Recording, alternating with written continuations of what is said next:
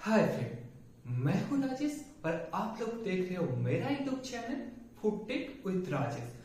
आज हम इस वीडियो से जानेंगे कि फूड क्वालिटी कंट्रोल क्या है और क्वालिटी एश्योरेंस क्या है और इन दोनों में क्या डिफरेंस है।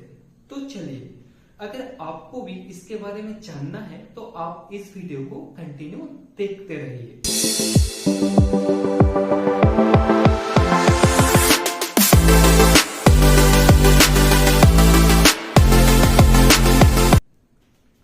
तो सबसे पहले हम लोग ये जानेंगे ये जो क्वालिटी कंट्रोल है और जो क्वालिटी एश्योरेंस है ये क्या है या किस लिए यूज होता है। तो ये जो दोनों टॉपिक है क्वालिटी कंट्रोल और क्वालिटी एश्योरेंस, ये दोनों टॉपिक ही बस एक चीज के ऊपर फोकस करते हैं और वो है क्वालिटी मेंटेन। यस, किसी भी फूड इंडस्ट्री में जब भी कोई भी फूड प्रोडक्शन होते हैं तो उस फूड प्रोडक्शन के दौरान उसका कोई भी क्वालिटी का डिफेक्ट ना आए, उस चीज को इंश्योर करने का ही एक प्रोसीड्यूर है क्वालिटी कंट्रोल और क्वालिटी एश्योरेंस।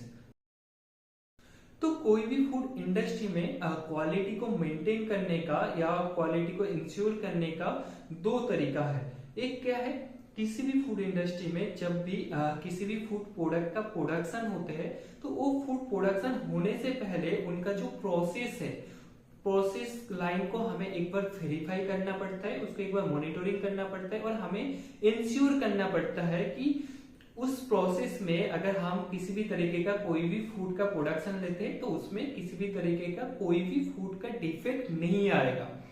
तो क्योंकि हम लोग इस प्रोसेस में हम लोग एश्योर करते हैं इसका कि इसमें किसी भी तरीके का कोई भी फूड का डिफेक्ट नहीं आएगा, तो इसीलिए इसको कहते हैं क्वालिटी एश्योरेंस। और एक सेकेंड जो प्रोसेस है वो क्या है, मान लो कि अगर बाय चांस जब भी हमारे फूड का प्रोडक्शन चलते हैं उस फूड प्रोडक्शन का चलने के दौरान फूड प्रोडक्ट में किसी भी तरीके का कोई भी क्वालिटी डिफेक्ट आता है बाय चांस, तो हमें उस डिफेक्ट को सबसे पहले आइडेंटिफाई करना पड़ता है और फिर उसे कंट्रोल करना पड़ता है।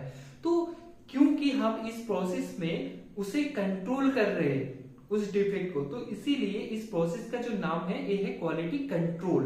तो इधर पे एक चीज तो हमें समझ में आ गया, जो क्वालिटी एश्योरेंस है वो है प्रोसेस रिलेटेड और जो क्वालिटी कंट्रोल है वो क्या है, product related. Process related means क्या है, प्रोडक्शन चालू होने से पहले उसका उसके जो उसमें जो जो चीज यूज होता है उसके प्रोसेस में, प्रोसीड्यूर में, तो हम उस चीज को वेरीफाई कर रहे हैं, उसको मॉनिटरिंग कर रहे हैं, तो इसीलिए इसका नाम है क्वालिटी एश्योरेंस। और क्योंकि यहाँ पे क्वालिटी को कंट्रोल कर रहे हैं इसीलिए इसका नाम है क्वालिटी कंट्रोल।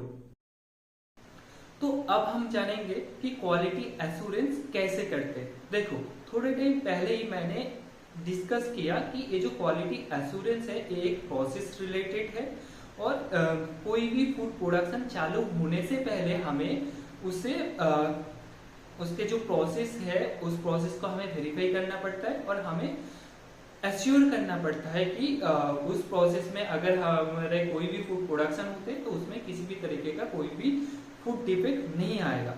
तो इधर से एक चीज तो हमें समझ में आ गया कि अगर हमें फूड क्वालिटी एश्योरेंस करना है तो इससे पहले हमें क्वालिटी एश्योरेंस करने से पहले हमें ये जानना होगा कि उस फूड प्रोडक्ट का प्रोडक्शन का जो प्रोसेस है उसमें ऐसा क्या क्या फैक्टर है जो उसके क्वालिटी में डायरेक्टली और इनडायरेक्टली कोई भी इफेक्ट डाल सकता है। तो मैं इधर पे कोई भी प्रोसेस के बारे में नहीं बोलूंगा, लेकिन मैं ऐसे 4-5 फैक्टर के बारे में बोल रहा हूँ जो फैक्टर डायरेक्टली और इनडायरेक्टली हमारे फूड प्रोडक्ट के क्वालिटी के ऊपर इफेक्ट डाल सकता है। वो क्या है, सबसे पहले है RMPM, सेकंड क्या है मशीनरी, थर्ड क्या है मैन पावर, फोर्थ क्या है क्लीनिंग, फिफ्थ क्या है पेस्ट कंट्रोल। अब आप मुझे बोलोगे कि मैं ये चीज जो बोला ये कैसे, मैं क्यों बोला कि RMPM, man power, machinery, pest control, floor cleaning, तो इसके बारे में डिस्कस करते हैं। तो मैंने अभी जो जो टॉपिक के बारे में, जो जो फैक्टर के बारे में बोला हूं, चलिए अभी एक एक चीज को डिस्कस करते हैं कि मैंने क्यों बोला। तो तो सबसे पहले डिस्कस करते हैं कि आरएमपीएम। देखो, हर एक इंडस्ट्री में आरएमपीएम टेस्टिंग का या उसका टेस्टिंग रिजल्ट एनालिसिस करने के लिए एक स्टैंडर्ड रहते हैं। तो जब भी कोई भी इंडस्ट्री में आरएमपीएम रिसीव होते हैं तो आरएमपीएम रिसीव होने के बाद उसको लैब में हम टेस्टिंग करना पड़ता है। तो टेस्टिंग करने के बाद उसका जो टेस्टिंग रिजल्ट आता है उस टेस्टिंग रिजल्ट को उसके स्टैंडर्ड के साथ एनालिसिस करके देखना पड़ता है कि उसके स्टैंडर्ड के साथ वो सेम है या नहीं है। अगर सेम है तो हमें कोई प्रॉब्लम नहीं है, हम लोग उससे प्रोडक्शन कंटिन्यू कर सकते हैं। लेकिन अगर उसमें किसी भी तरीके का कोई भी रिजल्ट में प्रॉब्लम होता है या उसका स्टैंडर्ड में चेंजेस होता है तो बहुत ज्यादा चांसेस हो जाता है कि जब भी हमारे फूड प्रोडक्ट का प्रोडक्शन चलेगा तो उसमें किसी भी तरीके का क्वालिटी का डिफेक्ट आ सकता है। सेकेंड चीज क्या है, मशीनरी।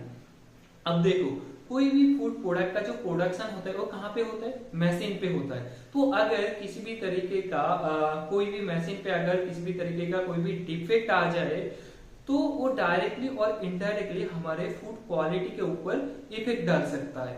थर्ड क्या है, मैन पावर। अब मैन पावर क्वालिटी के ऊपर कैसे इफेक्ट डाल सकते हैं, देखो जितने भी मैन पावर होंगे हमारे इंडस्ट्री में, सबसे पहले क्या है, हमें उन लोगों को ट्रेनिंग देना पड़ेगा।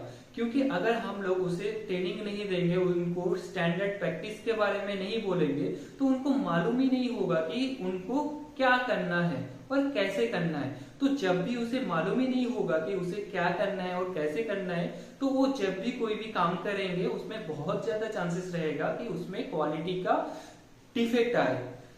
थर्ड मैंने क्या बोला, क्लीनिंग। हाँ, क्लीनिंग बहुत बड़ा एक फैक्टर है। अगर किसी भी तरीके का कोई भी प्रोडक्शन लेने से पहले अगर हम लोग उस लाइन को क्लीनिंग नहीं करते, मशीन जैसे उसका मशीनरी को अगर क्लीन नहीं करते या फ्लोर को क्लीन नहीं करते तो क्या होगा, जब भी कोई फूड प्रोडक्ट का प्रोडक्शन लेंगे तो उसमें बहुत ज्यादा चांसेस रहेगा हैजर्ड का, उसमें फूड प्रोडक्ट के अंदर हैजर्ड आ जाए, कंटामिनेट होने का बहुत ज्यादा चांसेस रहेगा। तो इसीलिए अगर हमें फूड का क्वालिटी को मेंटेन करना है तो हमें क्लीनिंग के ऊपर बहुत ज्यादा ध्यान देना पड़ेगा। और क्या है, पेस्ट कंट्रोल। पेस्ट कंट्रोल क्यों जरूरत है, अगर हम लोग पेस्ट कंट्रोल को सही तरीके से नहीं करेंगे तो क्या होगा, किसी भी तरीके का कोई भी माइक्रोब्स या कीड़ा मकोड़ा हमारे फूड प्रोडक्ट में डायरेक्टली और इनडायरेक्टली कंटेमिनेट हो सकता है। तो अगर किसी भी तरीके का ऐसे कंटेमिनेट होता है तो हमारे जो फूड प्रोडक्ट है उसमें बहुत ज्यादा चांसेस रहेगा वो फूड का क्वालिटी खराब कर देगा। तो इसीलिए हमें इस चीज को भी इंश्योर करना पड़ता है। इसके अलावा क्या है, GHP, GMP। GMP यानी गुड मैन्युफैक्चरिंग प्रैक्टिस, GHP यानी गुड हाइजीन प्रैक्टिस। एंड कभी कभी क्या करना, कभी कभी हम लोग ऐसे भी करते हैं कि बाहर से किसी को बुला के हमारे कंपनी का जो प्रोसेस है उसका ऑडिट करवाते हैं। तो ऑडिट अगर हम लोग कराएंगे तो क्या होगा, हमें उसका कहीं पे कोई भी अगर लूप होल होगा तो हमें उस चीज के बारे में पता चल जाता है। तो ये जो ऑडिट करना, GMP चेकिंग करना, GHP चेकिंग करना, पेस्ट कंट्रोल करना, लेबोरेटरी में टेस्टिंग करना आरएमपीएम का, ये सारे चीज आता है हमारे क्वालिटी एश्योरेंस के अंदर। अब मैं बताऊंगा कि किसी भी फूड प्रोडक्ट में क्वालिटी कंट्रोल कैसे करना है। देखो, मैंने थोड़े टाइम पहले ही बताया कि ये जो क्वालिटी कंट्रोल है ये एक प्रोडक्ट रिलेटेड है। इसका मतलब है जब भी कोई लाइन पे कोई भी फूड प्रोडक्ट का प्रोडक्शन होते हैं तो उस फूड प्रोडक्शन चलने के टाइम पे उसका क्वालिटी को मेंटेन करने के लिए हम लोग जो जो टेस्टिंग करते हैं या जो जो चीज को मेंटेन करते हैं वो सारे चीज हमारे क्वालिटी कंट्रोल के अंडर में आते हैं। जैसे जब भी कोई फूड प्रोडक्ट का प्रोडक्शन चलते तो क्या होता है, हम लोग उसके एफजी का मॉइस्चर चेकिंग करते हैं, उसका फैट टेस्टिंग करते हैं, उसका एस टेस्टिंग करते हैं, उसका एसिडिटी टेस्टिंग करते हैं। तो ये जो सारे चीज है ये सारे चीज ही हमारे क्वालिटी कंट्रोल के अंडर में आता है। इसका मतलब क्या है कि प्रोडक्शन चलने के दौरान हम लोग ऑनलाइन में जो जो चीज चेकिंग करते हैं वो सारे के सारे क्वालिटी कंट्रोल के अंडर में आते हैं। जैसे अभी आप मेरे को सवाल करोगे ये जो मॉइस्चर चेकिंग है, फैट चेकिंग है, ये क्वालिटी के ऊपर कैसे इफेक्ट करता है। तो देखो, सीधी सी बात मैं बता रहा हूँ, अगर किसी भी फूड प्रोडक्ट में मॉइस्चर अगर ज्यादा रह जाएगा तो क्या होगा, उसमें बहुत ज्यादा चांसेस होगा कि वो फूड प्रोडक्ट बहुत जल्दी रैंसिड हो जाए या तो उसके अंदर कोई भी माइक्रो ऑर्गेनिज्म ग्रो कर जाए। अगर किसी भी फूड प्रोडक्ट में फैट का परसेंटेज बहुत ज्यादा हो जाएगा तब क्या होगा, बहुत ज्यादा चांसेस रहेगा कि वो फैट बहुत जल्दी रेंसिट हो जाएगा और उसके वजह से हमारे जो फूड है वो फूड का जो क्वालिटी है वो बहुत जल्दी खराब हो जाएगा।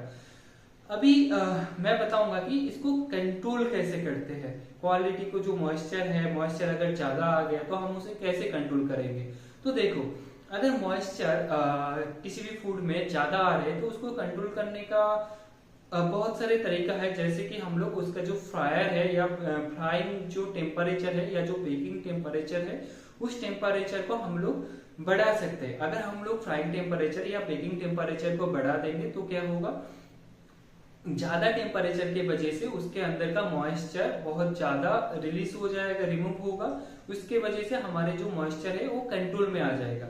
या तो जो बेकिंग टाइम है या हमारे फ्राइंग टाइम है उस टाइम को अगर मैं बढ़ा देता हूं तो क्या होगा, फूड प्रोडक्ट ज्यादा टाइम हीट के कांटेक्ट में रहेगा फ्रायर में या बेकर में। तो उसके वजह से ज्यादा टाइम क्योंकि टेम्परेचर के अंदर रह रहे हैं तो इसीलिए उसमें ज्यादा मॉइस्चर रिमूव होगा और हमारे जो फूड प्रोडक्ट है फाइनल फूड प्रोडक्ट उसमें मॉइस्चर कंट्रोल में रहेगा।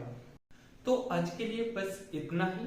तो फिर मिलेंगे कोई दूसरे वीडियो में दूसरे टॉपिक के साथ। तो अगर आपको इस वीडियो अच्छा लगा या आपको इस वीडियो से कुछ भी चीज को सीखने को मिला तो please like share and subscribe my YouTube channel और आप ऐसे ही हमारे साथ कंटिन्यू बने रहिए।